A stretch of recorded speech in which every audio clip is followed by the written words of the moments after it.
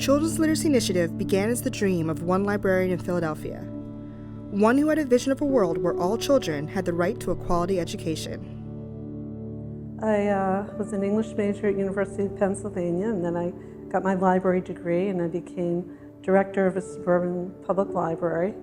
I felt like there was more to do with kids not learning how to read. It just became more and more obvious to me what a huge problem it was, and I wanted to think about what I could do.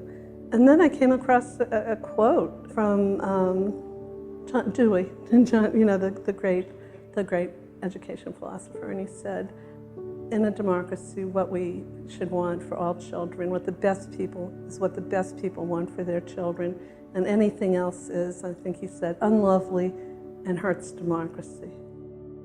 But before Linda even imagined a company that brought literacy coaching to teachers across the nation, she started with one simple goal: to get high-quality books into the hands of as many teachers, parents, and children as possible. I decided that I had a junior partner, and we would put together a gigantic children's book and music fair. And I went around the city telling everybody, we're going to do this. It was opened up to the public, and all of a sudden 10,000 Philadelphia school teachers arrived. Teachers were so hungry to know how to teach reading and writing, and how to get good books, and how to have access to them. So that's how Children's Literacy Initiative started. It really was the belief that all children should have access to a great teacher so that they could learn to read and write. And it was a social justice issue. The 3 Philadelphia Book Expos had been an incredible success, but they had uncovered a vast need for improved teacher education, especially in the area of reading instruction. For Pat and Linda, the next steps were clear.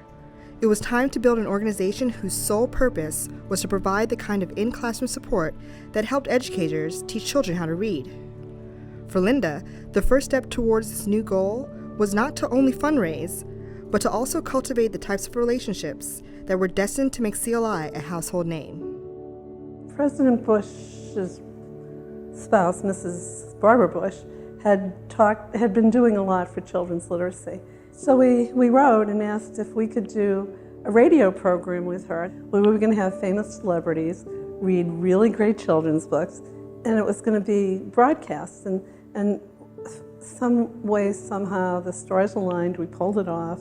We had great people reading aloud, Oprah Winfrey and General Schwarzkopf, who had just come back from the Gulf War. And while we were doing that, running around, Chase Manhattan Bank and Time Warner were funding us.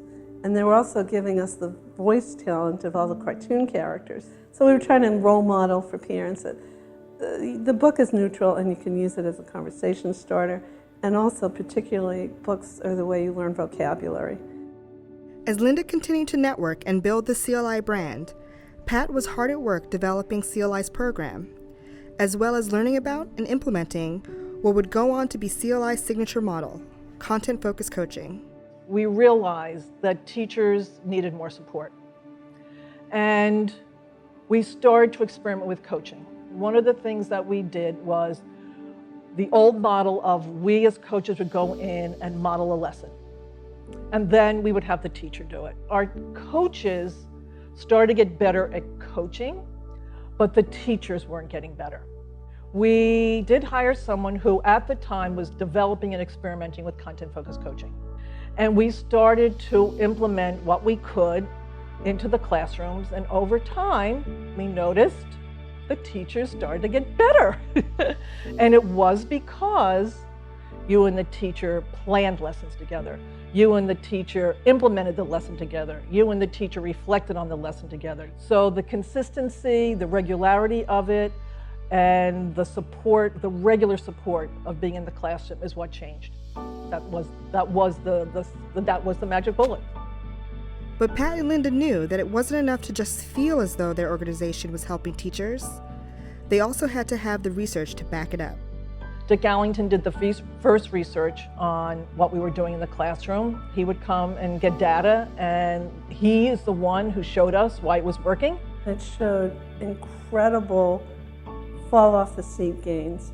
And then we knew, we really were doing it right. The books were helping with the vocabulary, the teachers knowing what they were doing, the teaching reading, and they raised expectations. Knowing how to get there was not something we knew. It had happened and evolved because we kept getting better and we kept getting more opportunities. And then the I3 grants came and it just helped us put our stamp on the map.